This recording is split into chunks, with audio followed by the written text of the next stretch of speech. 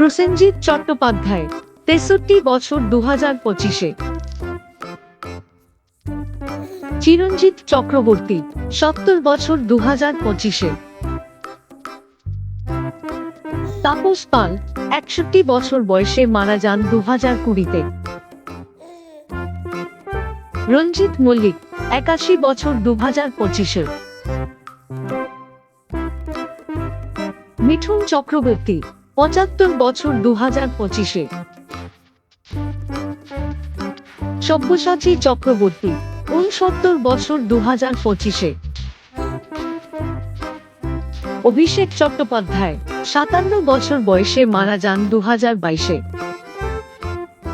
অর্জুন চক্রবর্তী বয়স সঠিক জানা যায়নি। দীপঙ্কর দে ৮১ বছর ২০২৫-এ।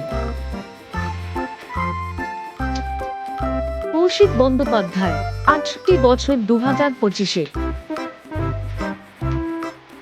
বিপ্লব চট্টোপাধ্যায় ৭৮ বছর ২০২৫-এ। শঙ্কর চক্রবর্তী ৬৩ বছর ২০২৫-এ।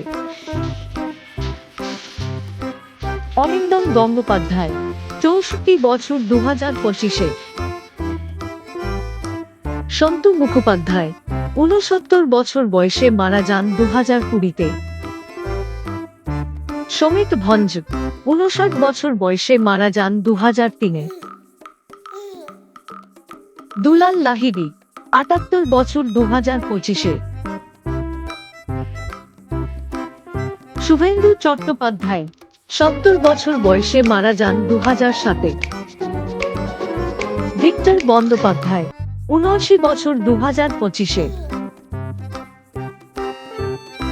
অশোক কুমার ৯০ বছর বয়সে মারা যান ২০০১-এ। কুণাল মিত্র ৪৩ বছর বয়সে মারা যান ২০০৯। মনোজ মিত্র ৮৫ বছর বয়সে মারা যান ২০২৪-এ। ভরত পৌল ৫৬ বছর ২০২৫-এ। সৌমিত্র চট্টোপাধ্যায় ৮৫ বছর বয়সে মারা যান ২০২০-তে। রবি ঘোষ ৬৫ বছর বয়সে মারা যান ১৯৯৭-এ। চিন্ময় রায় ৭৯ বছর বয়সে মারা যান ২০১৯-এ। উৎপল দত্ত ৬৪ বছর বয়সে মারা যান ১৯৯৩-এ।